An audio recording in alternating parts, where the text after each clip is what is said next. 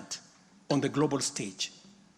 Since July 2023, we have successfully facilitated employment of 105,367 Kenyans across multiple countries in a wide range of jobs. These opportunities span professional, semi-skilled, skilled, and unskilled sectors, including positions for nurses, teachers, and chefs.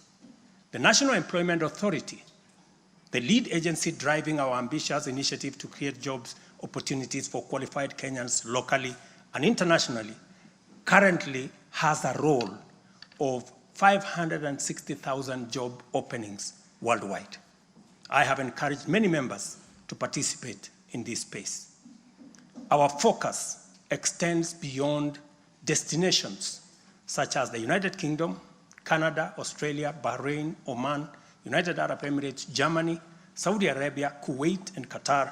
We are also expanding our reach by actively negotiating bilateral labor agreements with new potential markets, including Russia, Poland, and Jordan.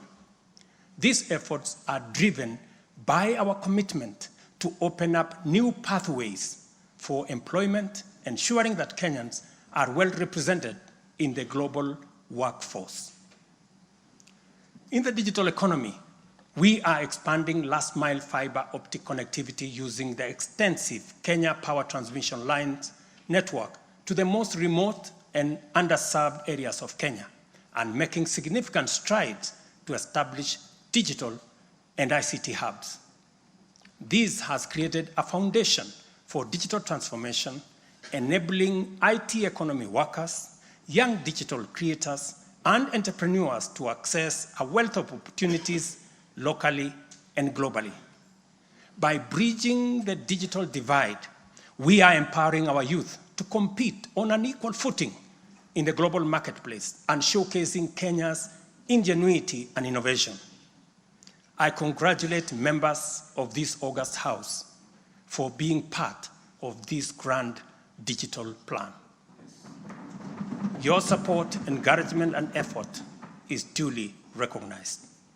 We have also prioritized the empowerment of individuals within the informal sector by unlocking their potential through targeted investment.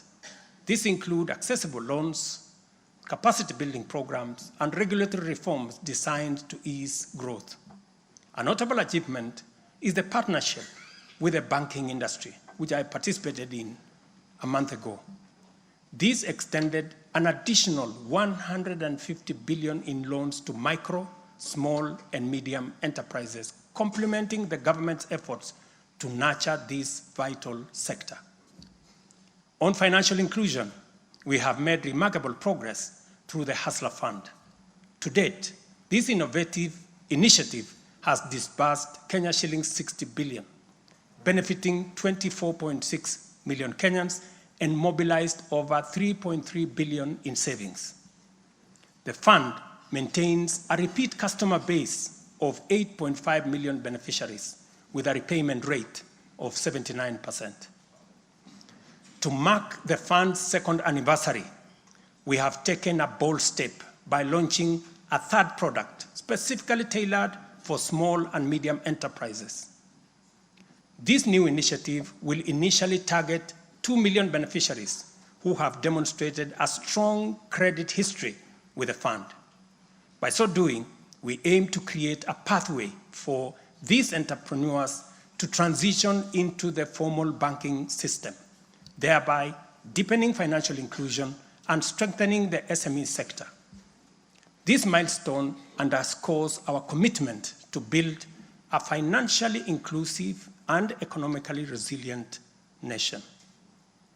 The progress we have made has been possible only because the people of Kenya have been courageous, strong, determined, and patriotic.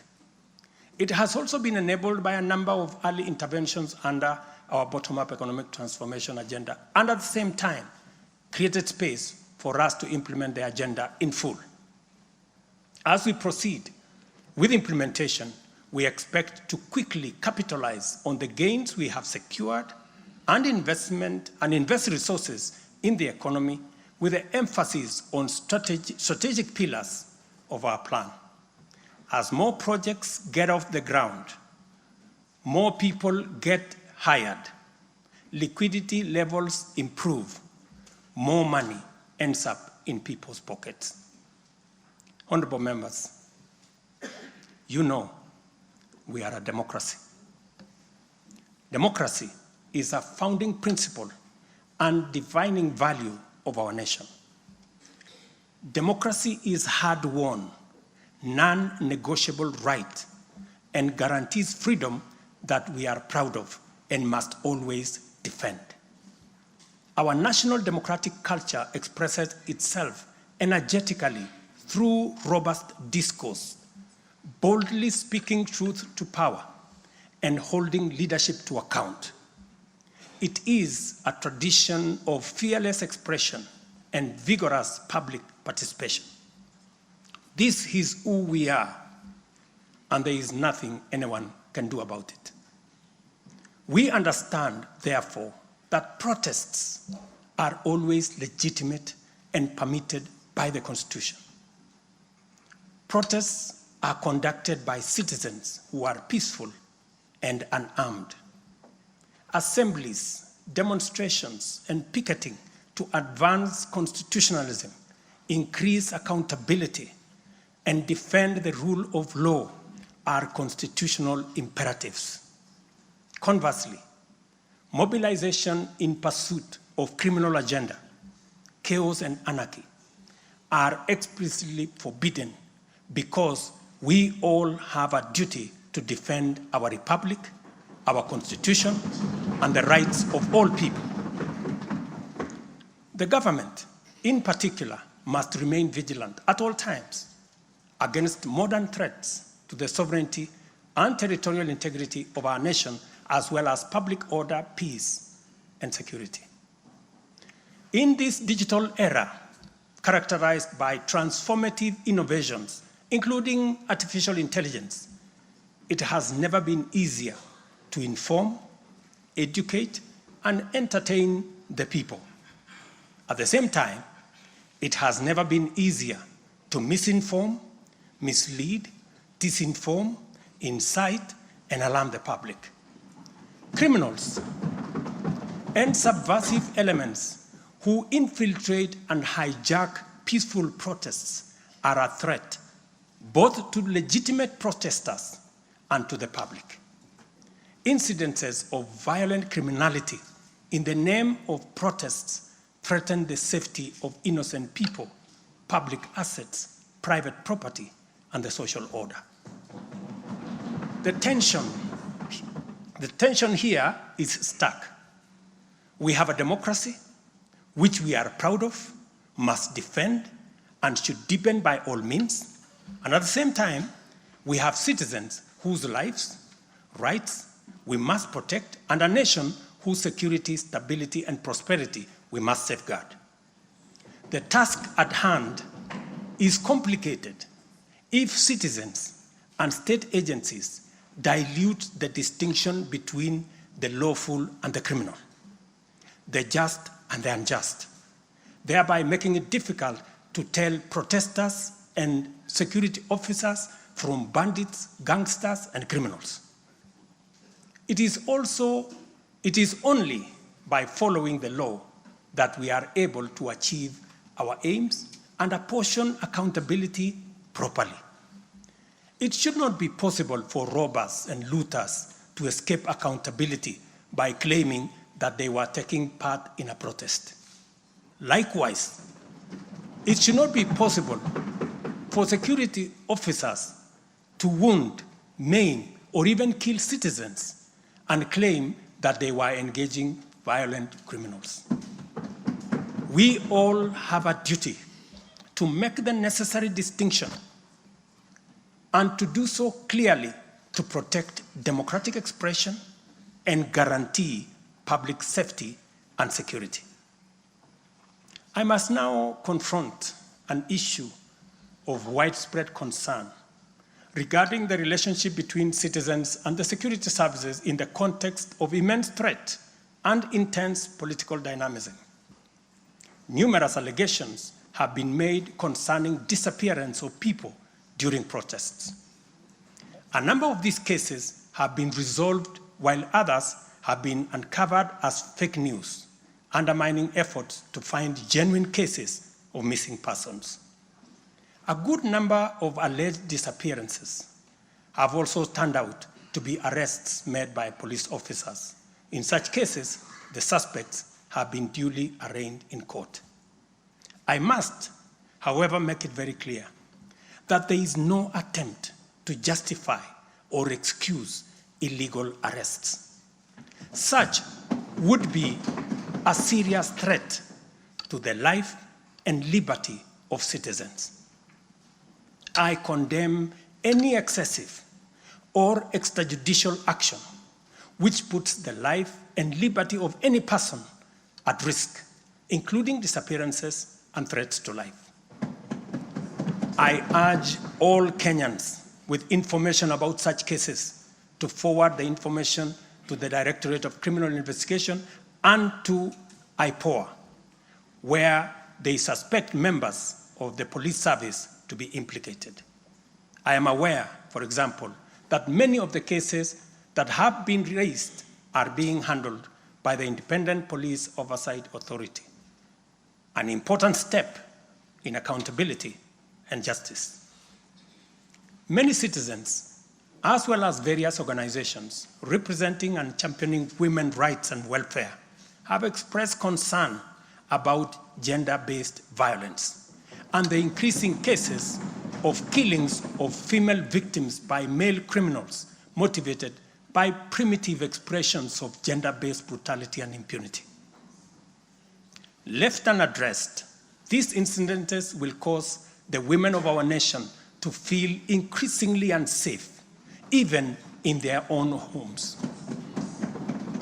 This is both tragic and unacceptable. It also complicates, in disturbing ways, the struggle by Kenyan women for inclusion, for equality, for dignity, social justice, their rights, their protection, a section of our society that has been marginalized for a long time. I am aware that most of these cases of murder of women by men have been investigated and prosecuted. It is my hope that in due course, those found culpable will face the full force of the law. Members, it is time for each of us, political leaders, public officers, religious leaders, traditional institutions, and family members, to do our part in raising boys into morally upright men who will never need to affirm their masculinity at the expense of women, but instead contribute to making our society just, safe, equal, and inclusive. I appreciate women leaders who have taken time to engage me and propose solutions to address this issue. I have held discussions with other leaders in government, and I have tasked the Deputy President to reach out and facilitate collaborative, broad-based, and multi-sectoral deliberations and recommend effective and radically transformative and affirmative action within the next 6 months. This Parliament will recall that early in my tenure, I engaged the leadership of both houses with recommendations on a working formula to actualize meaningful inclusion of women in national leadership. We must seriously question the drivers and the motives of resistance and reluctance to take the next step in actualizing the 2/3 gender rule. We must call out those who continue to sabotage this right of women to contribute to the governance of our nation. Women are not second-class citizens. They deserve equal representation at all levels.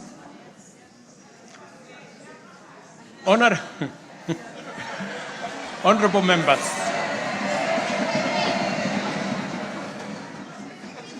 without a doubt, honorable members, without a doubt, every shilling of our national revenue matters and must be used to deliver maximum value to Kenyans. Wastage, corruption, and the abuse of office are grave risks to national transformation and a direct threat to the well-being of the people. I have given my full commitment to serve as a responsible steward of public resources. To begin with, I have championed the automation and digitization of government services and revenue collection to promote transparency, seal loopholes that lead to revenue losses, enhance accountability, and eliminate opportunities for corruption, therefore improving efficiency, transparency, and integrity. I am delighted to report to this House on the dramatic improvements we have recorded by automating and digitizing our revenue collection and service delivery through eCitizen. We have so far digitized 20,855 government services, up from 350 in 2022, representing an increase of almost 6,000%, while we have significantly improved revenue collection. Take the case of Kenya Wildlife Service, whose total revenue for the year ending June 30th, 2023 was 5.3 billion. But after implementing a digital revenue collection system, the revenue grew to 7.6 billion in the year ending June 30th this year, representing a 43% increase. This initiative alone has firmly put KWS on the path to self-sufficiency, freeing the corporation from reliance on exchequer support. I commend the teams at KWS, as well as all other government institutions that have leveraged technology and the digitization process to improve revenue collection. Under the Digital Health Act that you members passed in this House, we are determined to enhance efficiency and transparency provided by technology in the provision of healthcare services to eliminate fraud and fake claims. Tax revenue mobilization by the Kenya Revenue Authority, starting with its customs revenue system, is equally being worked on to ensure that revenue leaks are eliminated. Because corruption is a serious risk to social justice, sustainable development, and national security, and the bottom-up economic transformation agenda, I am harnessing our working relationship with other arms of government to encourage the judiciary and parliament to enhance integrity and efficiency by adopting digitization and automation. As I do so, I must caution that all these measures will only achieve intended results if, and only if, the institutions charged with combating corruption and promoting efficiency and integrity stop hiding behind the transparent screen of independence and rise up to meet the people's expectation on matters integrity. Let me say this. It cannot be the case that the Director of Public Prosecutions keeps dropping cases because somehow they are unable to produce witnesses. It cannot also be the case that corruption suspects rush to court to obtain anticipatory bail that shields them from due process and enables them to compromise investigations.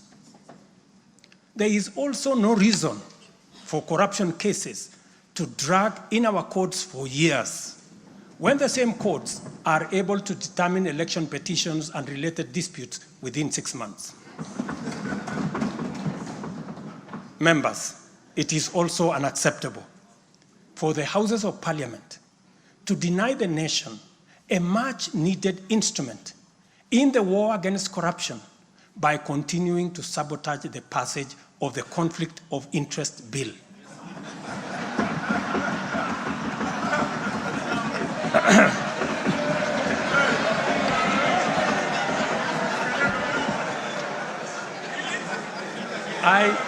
I implore you, honorable members, to stop dragging your feet on this bill, unless, my friends, there is a conflict of interest in the passing of the conflict of interest legislation. Similarly, the National Treasury has been dragging its feet in the implementation of an e-procurement system for the last 10 years. Today, I have directed the National Treasury to roll out the e-procurement system by the end of the first quarter of 2025 and ensure that going forward, only procurement undertaken through this system is sanctioned and paid for. Of the many difficult assignments I have undertaken, this fight against corruption is one I now take on with resolve going forward. Let this serve as notice to all.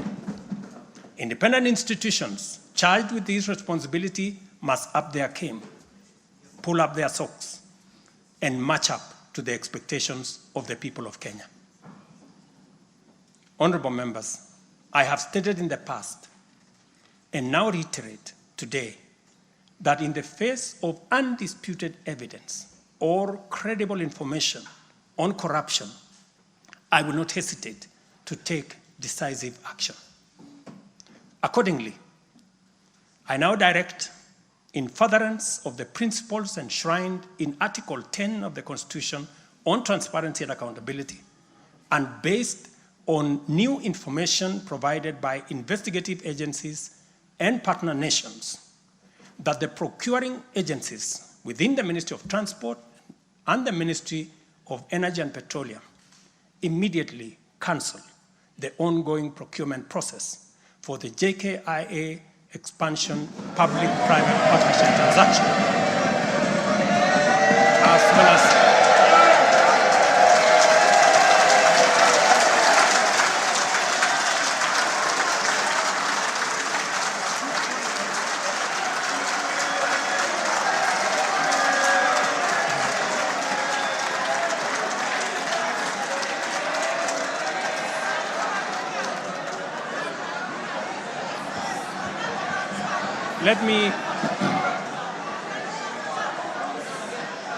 Let me repeat this for clarity.